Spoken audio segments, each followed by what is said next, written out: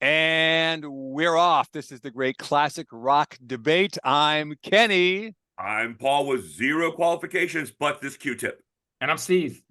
And we talk anything and everything classic rock. We try to have fun. We try to keep it interesting. If you're watching right now, please like, comment, and subscribe. Let's get right into it. So last week, Paul had proposed hey, let's just do like this roundtable discussion type of thing about Misty Mountain Hop, Led Zeppelin. And nothing wrong with that, but I thought it would be more interesting if we each chose a song. Yeah. And do it like that, because I mean, they don't have any bad songs, but we'll have a little more variety in it that way. And it doesn't have to be your favorite song, but just a song that clicks with you, resonates with you, whatever, because I have one. So anyway, so Paul, do you want to lead things off with Misty Mountain Hop? Well, yeah. Well, it's I think it's my number one of the Celebration Day, my favorite Zeppelin song. But okay, it takes you on a really cool journey, and it's a unique song because he starts talking about I guess they're in San Francisco, and they're meeting friends, they're all getting high, and the cops come, and if I'm reading the lyrics right, okay. they go and hang out with the cops. And I'm not sure if the cops are being like funny. Our friends will all drop by. I don't know if they mean more cops are coming to arrest them, or does that mean they're going to hang out with the cops later?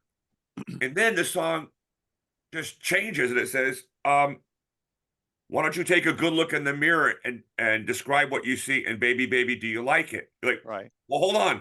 He was telling a story about pot in San Francisco, but now he's moved on to talking about this introspection about your life. And then he goes, then at the end he goes, all right, enough of all that crap. I'll tell you what I'm going to do. I'm going to pack my bags, go to the Misty Mountain, and read my, Lord of the Rings or whatever book. Right. So it's like quite a journey in 4 minutes. Yeah. And I like the way the song is drummed, of course, by Bonham. It's a unique drumming sequence. Maybe Steve can illuminate that a little bit, but it's a different time signature song. It's lovely. I love it. So that's my 2 cents. The fact that it's a different time signature in particular, I like, because when Led Zeppelin would do that, it would always be unexpected and it was different, but it would always work, so that was one of the, like Jamaica or whatever, so. Steve? I would say Misty Mountain Hop, that used to be probably one of my favorite Zeppelin songs. And but over the years, it's moved way down on the list for me. Oh, yeah. And it's probably the simplest song they have to actually playing guitar. It's just real 3 chords, and you can play it all with 1 or 2 fingers. It's very simple, but it's fun to play. But yeah, the lyrics, you're right, Paul. It is about a bunch of hippies and kind of they're I don't know. I don't know if it has anything to do with San Francisco, but yeah, it's about a group of hippies who were kind of like advocating for the legalization of marijuana. Yeah. And then at the end, it's like it throws in all these Lord of the Rings references. So I'm not sure why. Maybe Robert Plant was partaking when he wrote it, right? I'm sure. That would not be a stretch. Because when they formed Led Zeppelin, they're like, okay, Jimmy Page is like, I'm being funny now. I'll do the guitar stuff. John Paul Jones will do keyboards and bass, help write. And then they're like, who's going to do the lyrics? And Jimmy Page says, I don't give a crap about the lyrics. Right? He's going to do whatever you want. Right. And that's kind of how I've always been. Except for Bob Dylan is the only kind of artist that I appreciate the lyrics from. Everybody, for the most part, it's probably the last thing I listen to. All right, I'm just going to throw Neil Peart in there. Okay. Yeah, Guys, lyrics blow me away. That's just me. No, my 2 cents worth on Misty Mountain Hop. I'm gonna sort of agree with Steve here. For me, over the years, it's moved down. Listen, they don't make any bad songs. All right. It's definitely been overplayed, and in some ways, I always found the song to be, I don't know, confused lyrically. I didn't connect with it at all. So for that reason, but great song, make no mistake about it. But as I was thinking about this whole discussion, several of their songs, and I guess I'll include Stairway to Heaven, they've been played so much, overkill to such a degree that if I never hear it again, it wouldn't faze me. It doesn't mean I don't want to hear it again. It just means I've heard him so many times, and the radio deliberately doesn't play the variety that they should. So that's my beef with, classic rock radio, as always. I think for me, my biggest complaint with the song is the track list, the track order on that album, which is a masterpiece. Don't get me wrong. I just don't like it because it comes in right after. It's after Stairway, and for me, it's just such a change in direction in the album. I concur. Yep, I concur. Like it should be like maybe the last song on the record in my. Although When the Levee Breaks is probably that's a great track to close out the album. So maybe before that, but I'll remind you, Steve, that Kenny and I are older. So before you could listen to Misty Mountain Hop, you had to flip the album over. Right. You couldn't just say, I was going to go up. Kenny, get up and turn the album over. All right, well, I'll turn it over. No, that's a good point, because I was thinking it's a great like opening track. And so to put it on side 2, that does make some sense. Yeah, it does. It does make sense. Yeah. Okay. If it's okay, because that is a great lead in for where I'm going to go. Can I go ahead, or do you guys have anything you want to add? Can I say one thing? Go ahead. Steve, we're in Kenny and I were the same fraternity, Tau Kappa Epsilon. And we had people who wrote limericks, AABBA, rhyme scheme. Right. So there was there was an incident where a guy was hooking up with a girl, and he locked out his own roommate while he was hooking up with a girl. So the guy wrote this. The first 4 verses were pretty much with the thing. He goes, once there was a frauder named X, and then he thought another X, and then he locked out his friend, and it was really to his chagrin. And then the last line is, next he'll sleep with a mule. Right. And like, hold it. AABB work. What the hell? AABB mule. It was so funny because it's like he just abandoned all.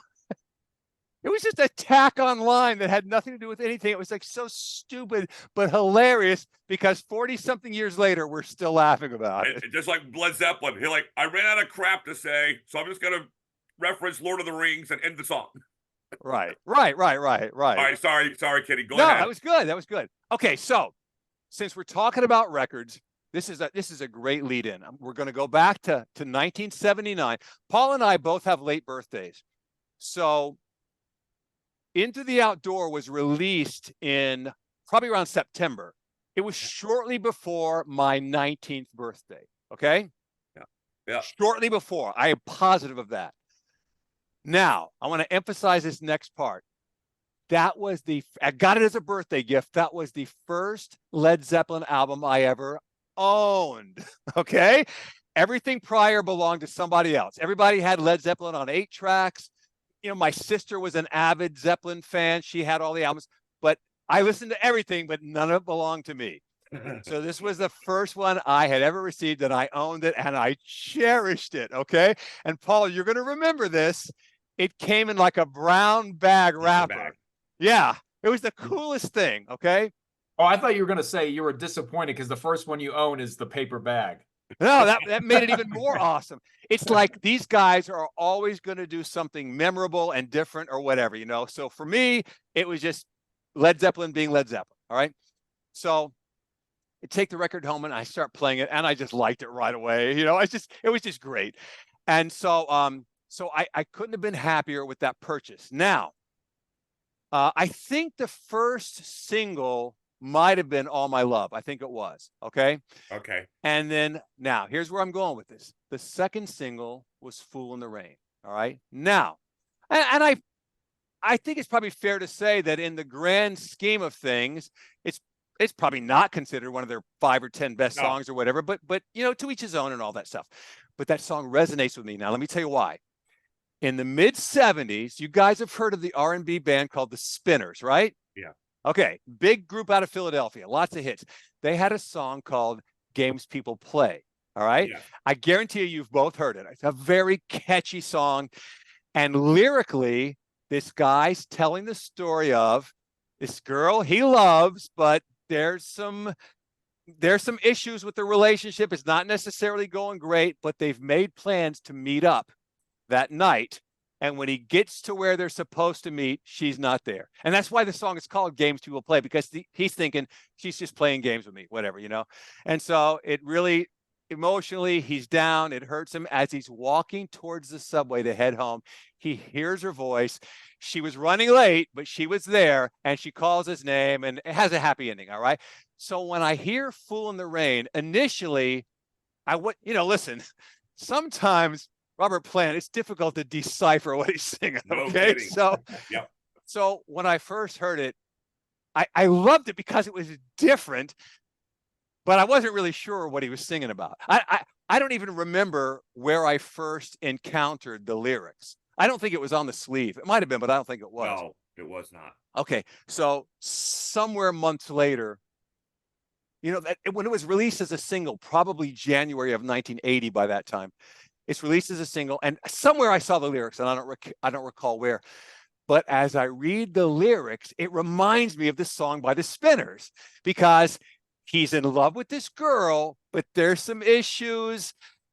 It's not going perfect, but he's made plans to meet her, and he's out there standing on the corner waiting for her to show up, and it's raining. Now, listen, I know that I read a lot of the comments underneath the video, and a lot of people say it's a metaphor. That's fine. I'm not disputing that. I took it literally, but however you interpret, that's fine. He's standing on the corner waiting for her, and he's in love with her, and she's not showing up. And it's just killing him because, oh my God, I'm standing in the rain. He's like, another 10 minutes, no longer. I'm not doing this. And then he realizes he's on the wrong block, which is why it's called Fool in the Rain. Just a fool waiting on the wrong block, So I guess we can assume, because he realizes he's on the wrong block, that he's going to go find her and they're going to meet. And it has a happy ending then, the same way that the Spinner song did. So I loved this song for that reason. It's funny. Some of the comments were like, amazing guitar solo, and others got, what? So it's okay. Listen, Jimmy Page can do no wrong for me. So his guitar solos are always great. I don't know that I would have thought of that one as one of his top 5 or whatever, but the fact that people do see it that way is awesome for me. I thought the drumming was the standout, and of course, Bonham is he's never bad on the drums, but I thought the drumming was amazing. But the song just has a completely different sound than the Led Zeppelin sound. And I love it for that reason. And I saw another comment written by some Jamaican dude who said, in Jamaica, this song is more popular than Jamaica, Diremaker, whatever you want to call it, And I thought, wow, I never would have seen that coming. But, for all of those multitudes of reasons there, I love that song. I'm not going to say that it's my favorite, but it resonates with me. It clicks with me, and I just love it, and I never get tired of it. So there it is, Fool in the Rain. Steve? I almost picked that as my song for today. So I was very close. That was the number 3 song for me. Right. And yeah, I think, though, that it's a pretty direct interpretation of the song. I don't think there's like another sort of subliminal message. Right. Well, but what they were saying was, he's not really standing out in the rain. The storm is a metaphor for what the relationship's going through. Okay, I don't see it that way, and I don't agree with that, but we know that with art, it's all subjective, and if people do see it that way, I don't have a beef with that. But, let me also add that if we were picking just our simply favorite song, for me, Over the Hills and Far Away. There's just no question. I never get tired of that. Greatest song. Which is another Lord of the Rings kind of inspired song as well. But I love the guitar solo on Fool in the Rain. It's so underrated, and it's okay. The rhythm section on that album, In Through the Outdoors, is probably the best of all the Zeppelin albums. Yeah, so Page is kind of overshadowed quite a bit, but that if you actually just listen to the guitar solo on that, it is phenomenal. So, okay. We talked about there was a show on Netflix. I forgot the name of the company. Okay, but hold on. What? Steve, do you want to go? Oh no, go ahead. So Paul, do you want to make this comment first, or are we going? Yeah. Let me make the comment first. It's not about. Okay. So there was a show we talked about. I forgot the name of the show. It's about the company who made all these albums. Pink Floyd's, they made all this. One company did this. Okay. And so when the Into the Outdoor came, it came in a plastic bag. And you know the really cool thing, I'm not sure if either two of you even know about it, about the album sleeve itself. There were like several different versions of it. Yes. Weren't there? Okay. Exactly. But what happens is, if you notice, the photograph has got a hand wipe over the bar. I remember that. Now, if you take the sleeve out, one night I thought I had discovered the lost mine of Solomon. And I said, oh, hold it. Maybe they want you to take. So I put some water on the sleeve because it was black and white. And when you take the sleeve with water, it turns all the colors on the sleeve out. Wow. Wow. If you have that album at home, I have it somewhere. I can't get to it right now. But I was like, oh my God, I'm one of the smart people. I figured it out. And it was like the coolest thing ever. And I showed all my friends at school. They're like, everyone's just sitting there like, oh, dude. The album is something that would make a 4-year-old happy. But it's making me happy right now. Oh, that's cool. Yeah. Yeah. I only had the CD version, so all right, I'll show it to you. Next show, I'll show it to you. All right, Steve, go ahead, buddy. Yeah. So I'm gonna pick a song also off of In Through the Outdoor. Okay. And it's a very personal song for Robert Plant, and the song is All of My Love.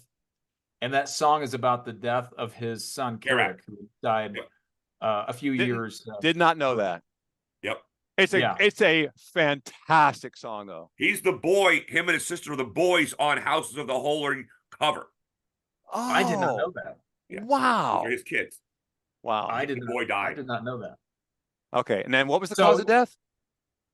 Son died in a car. Wasn't the car accident, right? I can't remember anymore. Well, Paige and his wife or girlfriend, whatever at the time, they were in a car accident, and he was holed up in a wheelchair for a while. And Plant got in an accident because they sang. Plant. I'm sorry. You're right. Yeah, I misspoke. When they recorded Presence, he was on crutches and singing on. He was really effed up. He was hurt bad. Exactly. Yeah. The song Achilles' Last Stand is also about the metaphor there is he was basically hobbled in a wheelchair bound, and so that was kind of Achilles' last stand. Okay. Because he couldn't walk. And but anyways, so All My Love, it's about Plant's son who died, and I thought it was in the car wreck because Plant was in that car wreck. I can't remember anymore. And now I have forgotten more about Led Zeppelin than I probably know now, but right. But I just find it very interesting that, especially with Kenny, there's just and myself, there's a lot of talk about In Through the Outdoor, which I think most people probably view as their least favorite Zeppelin album. You're probably right, but it's so personal for me because it's the first one I owned. Yeah, so that album can do no wrong for me. And for me, maybe the reason why I picked this song is because I had the last couple of weeks have been, in my personal life. Well, we thought we were going to have to put this is kind of funny because I'm shifting from a human to a cat, but we thought we were going to have to put our cat down over the last 2 weeks. And so we had this deadline that we knew coming up on Saturday that, basically I'm taking an animal that I love and I'm gonna have to put it down. Make a sad story happy. There is a happy ending. We didn't have to put the cat down. So there's that. But for about a 2-week period, like I was listening to this song, a few others by Zeppelin, and Tears in Heaven by Clapton. And it was just tearing me up because I was like, I feel like I'm going to have to I don't have kids, and like my pets are kind of like the only sort of, offspring that I have. And so I can only imagine the pain that Plant was going through when he lost his son, the sadness that I felt over having to put down a pet, there's no comparison obviously with putting down your own, or having your own son pass away. So, so I'm going to pick All My Love. That's my Zeppelin song as far as lyrically. Yeah. But it's weird that you said it because my cat ran away and it's gone. Really? Yeah. He about 3 or 4 days ago, he left and we've been looking for a week now. He's gone. So he's either picked off by a coyote or a dog or I don't know. Anyway, Yeah, so it's not a good week for cats. Yeah. Apparently. All right, what are we doing next, Kenny? Oh, well, we can either go in any direction with any other Led Zeppelin songs if you want, or we can just go on to something different. Did you guys have anything in particular? Battle of Evermore. That was my toss up between All My Love and Battle of Evermore. Okay.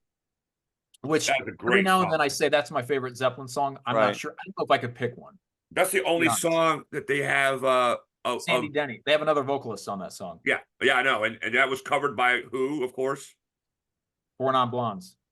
No, Heart did it. They did a kick-ass cover of that. Oh, did they? I actually heard their version of Rock and Roll the other day.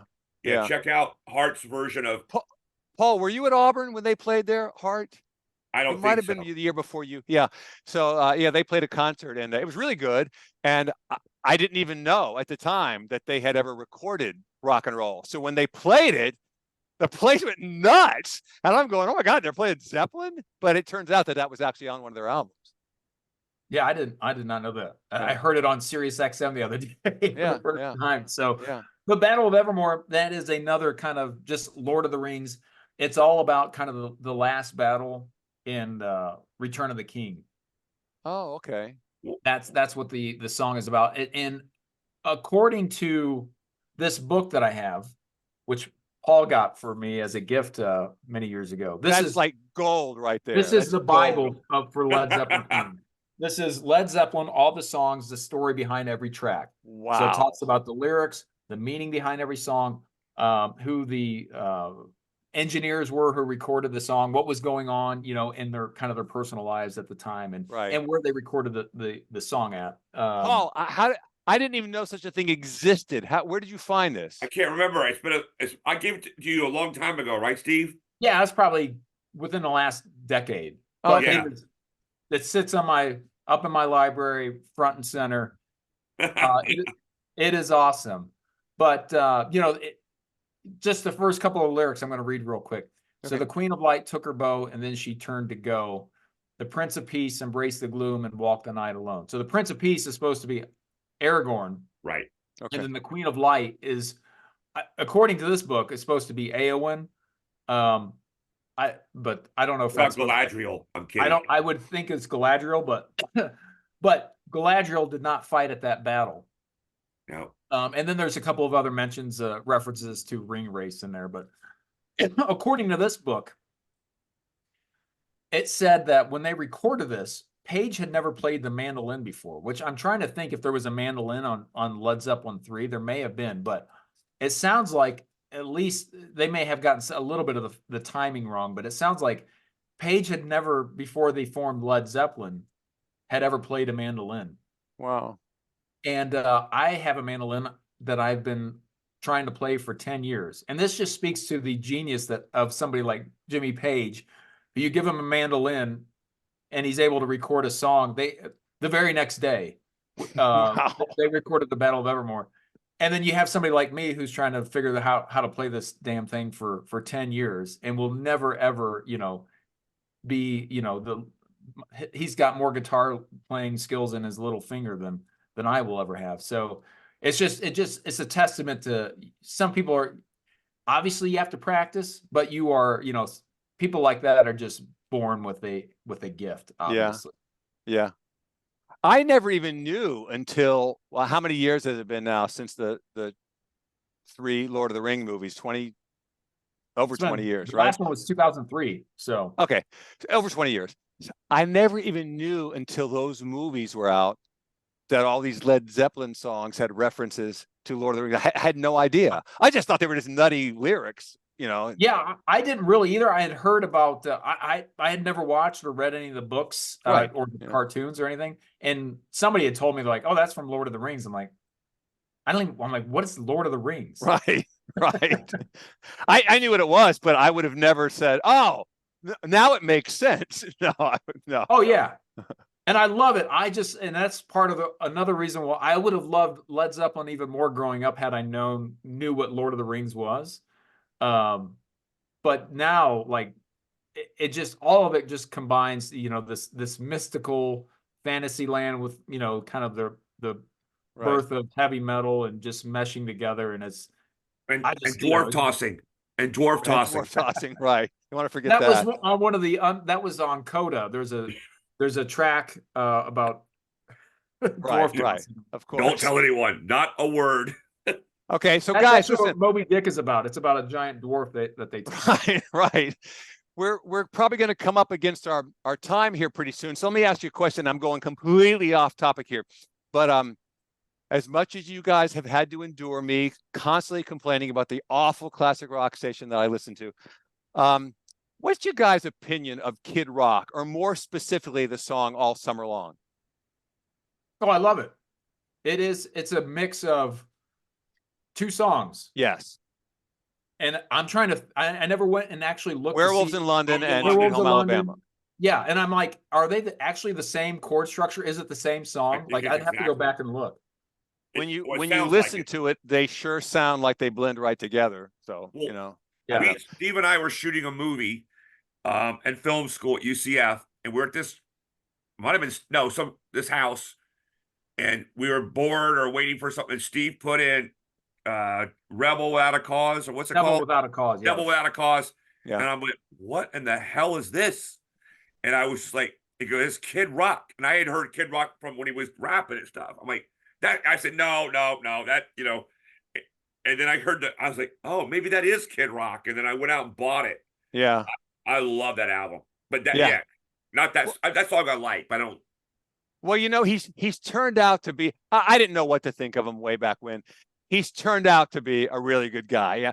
He does interviews. He says things that are not politically correct, but he stands up for what he believes in. I like that. You know, he said something so funny concerning this whole Budweiser boycott. Okay. So it all started over a year ago, and so everybody was on board. And at some point, I guess a few months back, a number of people came out and said, all right, I'm for the mercy rule. I'm going to ease off of it. And so when he said that he was going to go ahead and drink Budweiser again, whatever, somebody in the media, and I don't recall who it was, said, oh, aren't you being a phony or a hypocrite or something or other? And he said, listen, when I was younger and my younger brother would piss me off and I'd hold his face underwater, I was trying to send a message and punish him. I wasn't trying to kill him. Right.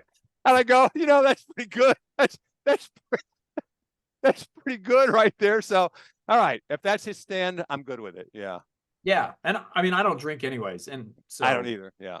And when I did, Miller Lite was my beer of choice, anyways. So. Yeah. But I like him, and I think that song is, well, you know what? It has grown on me. When I first heard it, I went, oh, great, another guy just taking a classic song and giving it a reboot or whatever. But over time, I've grown to really like it. He tells a little story there, and does it in I think a respectful way. So yeah. Well, do you have that record, at least the CD or the album? Was it History of Rock? I can't remember. It's rock and I think it's off of Rock and Roll Jesus. I've got it all on MP3. I don't have it on a physical disc. That is a really good record. Okay. Like the album itself. So I think if you like that song, I think you would like the rest of the album. Okay. Well, I like him, and he's a talented guy, and he's another one who has not veered off into alternative or whatever. He keeps it pretty straight as far as his rock and roll goes. So yeah, he plays a little bit of country stuff now and then. Right. But that's okay. Right. Yeah, that's okay. Yeah, exactly. Okay. Well, listen, we got our time warning about 2 minutes ago. So do you guys have any closing comments, or do you want to make any nominations to the classic rock playlist? I forgot. Go ahead, Steve. Oh man, I got nothing. So other than the fact, I just want to say the Stones are out on tour this summer, and I guess they played their first concert in Houston like last week, and I've heard nothing but great things about it. So, and this was from a person who was not a Stones fan, who was maybe a little bit younger than me, didn't really get into the Stones, but if you get a chance to see them this summer, check them out. Okay. I'm going to go way back, 1980, Cheap Trick, All Shook Up, their best album by far. And after that... Wait, All Shook Up was not 80. That was like 88 or 89. No. It was 80, 81. Look it up. I had it in high school. Okay. So, all right. I think you're wrong, but you want to bet me? I What do you think want he to is bet me? too, but if You want to bet me how much? I don't want to bet you. However, I'm going to pull it up right now. Last Ring Burger. Boy. Okay, yeah, okay. There, that's good. You would normally pay anyway, so it's not like it's a big loss. I'm thinking of the album that God, didn't they had a Queen cover, didn't they? Crazy Little Thing Called Love. All shook up. Paul is correct. 1980. He is correct. Yeah.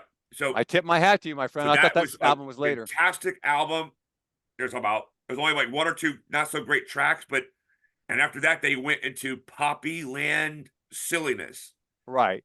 By the late 80s, definitely. They took the same route. You know, we need to do an upcoming show on rock band. This is not going to be an attack thing, but just rock bands who in the early or perhaps mid-late 80s, whatever, just changed directions and turned into pop balladeers or whatever and really abandoned their audience. Trick was like this bubblegummy, like Dream Police.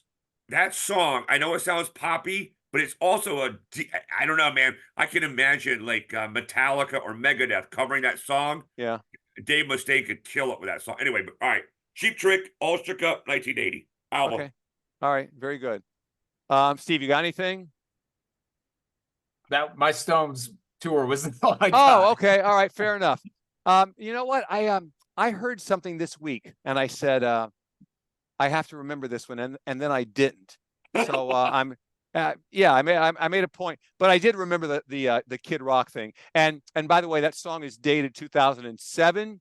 Wow. So they're playing it, 17 years old. It's not even 20 years, but fair enough. I like it. So if they're playing it, I'm not going to complain about it. But okay, well, listen, then that's going to be a wrap for this week. So. Gentlemen, this is the great classic rock debate. If you're watching right now, please like, comment, and subscribe. We will love you for that. I'm Kenny. I'm Paul. I'm Steve. And until we meet again, we'll see you next time.